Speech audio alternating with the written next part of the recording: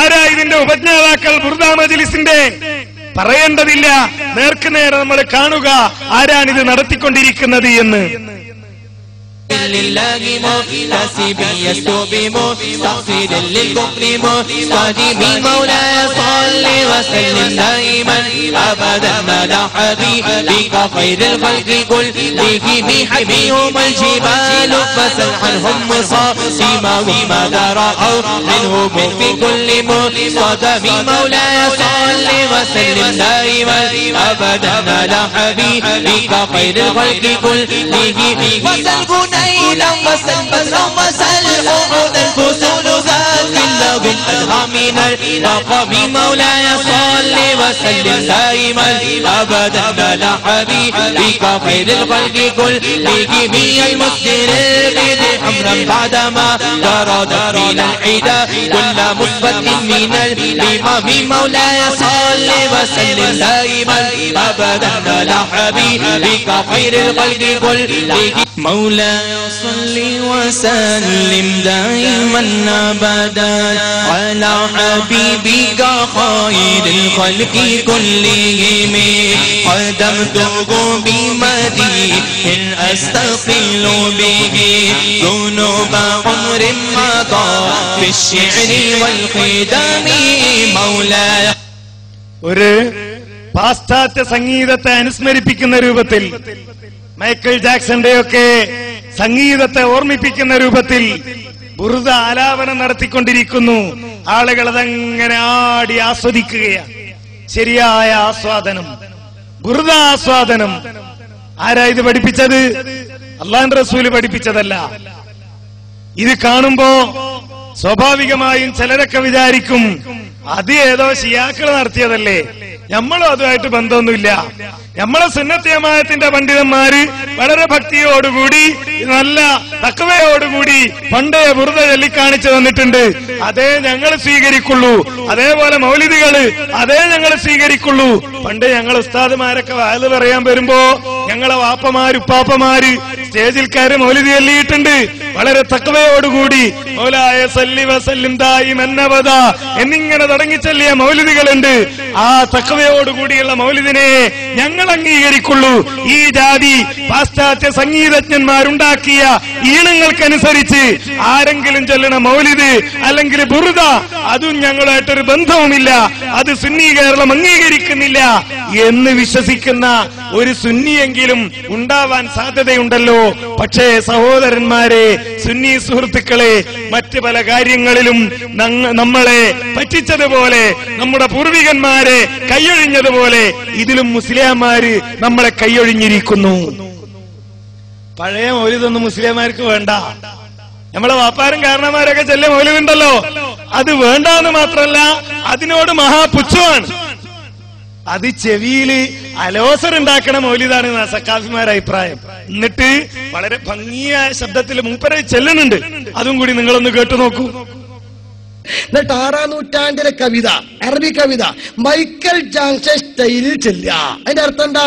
പഴമക്ക് പുതുമ നൽകുക. ഇതന്നെ ശരി. അറബി തത്വം എങ്ങനെയാണ്? ബേസിക്കലായിട്ട് പഴയ തന്നെ, പക്ഷെ സംഗതി ഒന്ന് മോഡിഫൈ ചെയ്യാം. അതിന് തോരാൻ ബദറും അല്ലേ. നമ്മൾ പഴയ കാലത്തെ മൗലിദിനൊക്കെ ചില ആൾക്കാർ കേൾക്കാൻ തന്നെ ഒരു വിഷമ.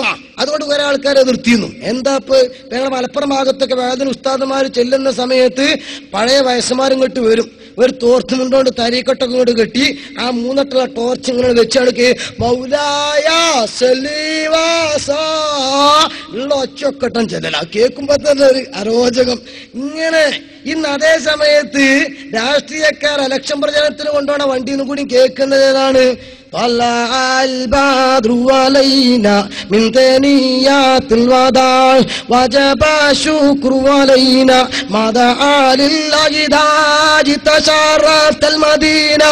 പടച്ചോനെ അങ്ങനെ തുടങ്ങിയിട്ട് നമ്മളതിന്റെ ഒപ്പം ഇങ്ങനെ പോകുക അല്ലേ. അതുപോലെ റസബി, ആ റസബിന്റെ കാസറ്റ് അങ്ങനെ കേൾക്കുമ്പോൾ ഉറുദുവിൽ അങ്ങനെ സബ്രിക്കൽ പോലെ മറുകേബ, ഊച്ചെ പോലെ മറുകേബ, സബ്രിക്കൽ പോലെ മറുകേബ മറുകേബയ ഇതിങ്ങനെ പറയുമ്പോൾ നമ്മൾ മിൽക്കർ പോലെ പറഞ്ഞു പോവുകയാണ്. ആ ഊഞ്ചെ പോലെ പറഞ്ഞു പോവുകയാണ്. എന്തേ? ഉറുദുവിൽ ഇങ്ങനെ കേൾക്കുമ്പോ നമ്മളെ വലിയ തീവ്രതയില്ലാത്ത മുജാഹിദും പതുക്കെ കാറ് കയറിയിട്ടൊക്കെ ചിലപ്പം ആ കേസറ്റ് ആ ഇട്ട നിങ്ങൾ കേട്ടു നോക്കട്ടെ അത് നമ്മളിങ്ങനെ പോവുക നോക്കി. ഇതെന്തേ 6ാം നൂറ്റാണ്ടില് കവി പല്ലവൻ ഇമ്രുൽ കൈസിന്റെ പാട്ട് ആധുനിക ശൈലിയിൽ മൈക്കൽ ജാക്സൺ ശൈലിയിൽ ചൊല്ലുന്നു. അപ്പൊ ചെറുപ്പക്കാരൊക്കെ സിനിമാ പാട്ട് പാടിയിരുന്ന ആളുകള് അതൊക്കെ ഒഴിവാക്കിയിട്ട് ഇങ്ങനെ ഈ ഉറുദു പാട്ട് മറ്റ് ജോലിക്ക് പീച്ചേക്കാകെ ഇതാ ചൊല്ലുന്നത് ഭാഷയില്. ഇപ്പൊ നേരെ വെച്ച ബിൽക്കർ പോലെ ഇതാ വരുന്ന എടുക്കുന്നത് കണ്ടങ്ങള്. ഇതന്നെയാണ് നമ്മളുടെ മാറ്റോ. അപ്പൊ ആധുനിക യുവാക്കളെ വിളിച്ചുകൊണ്ട് ആധുനിക ശൈലിയിൽ തന്നെ ഇത് നടത്താൻ പറ്റുമെന്ന് തെളിയിക്കുന്നു. നമുക്ക് നിങ്ങൾ എന്തടിസ്ഥാനത്തിലാ ഇങ്ങനെ ബുർദ ചൊല്ലണെന്ന് ചോദിച്ചാൽ അത് ഞങ്ങൾ ഇമാം ഷാഫി അങ്ങനെ ചൊല്ലി, ഞങ്ങളെ ഇമാം മാലിക് അങ്ങനെ ചൊല്ലി, ഞങ്ങളെ വരക്കൽ മുല്ലക്കോയ തങ്ങളെ ചൊല്ലി, ഞങ്ങളെ പാണക്കാട് പൂക്കോയ തങ്ങൾ അങ്ങനെ ചൊല്ലി എന്നല്ല പറയാൻ. പിന്നെ അതില് ഞങ്ങൾ ഇമാം മൈക്കൽ ജാക്സൺ സ്റ്റൈലാണ് എന്നാ. ആലോചിച്ചു നോക്കൂ ഈ സമുദായത്തെ അവസ്ഥ.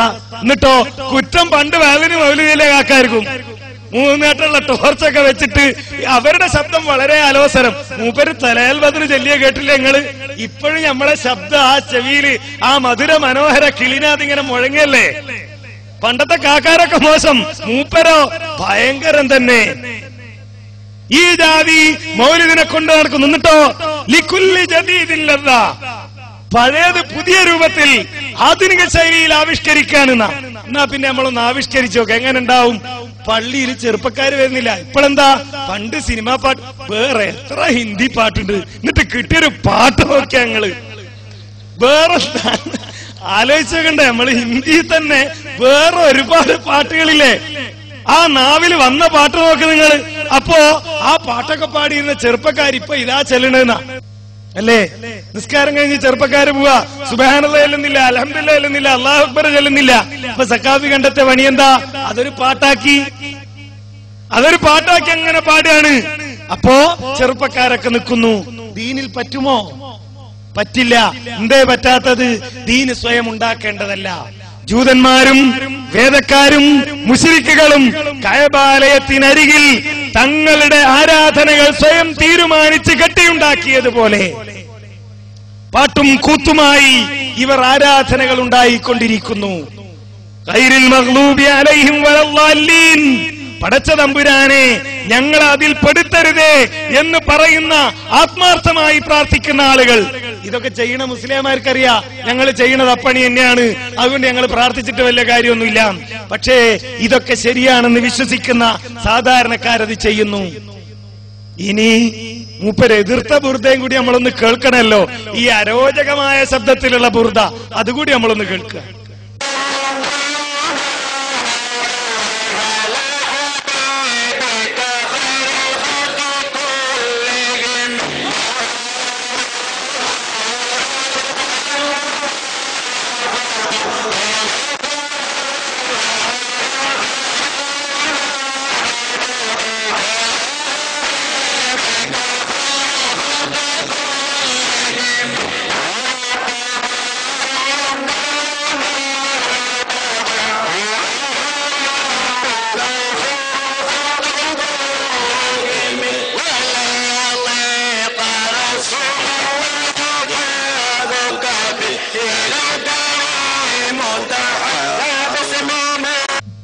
കണ്ടില്ലേ?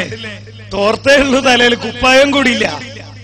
അരോചകമായ ശബ്ദത്തിൽ അങ്ങനെ ചൊല്ലുന്നു. ഇതൊന്നും ഞമ്മക്ക് വേണ്ട, ഞമ്മക്ക് എന്ത് മതി? മൈക്കൽ ജാക്സൺ സ്റ്റൈലില് ചിലരൊക്കെ ചെല്ലുന്നുണ്ട്, അത് മതി എന്നാണ്.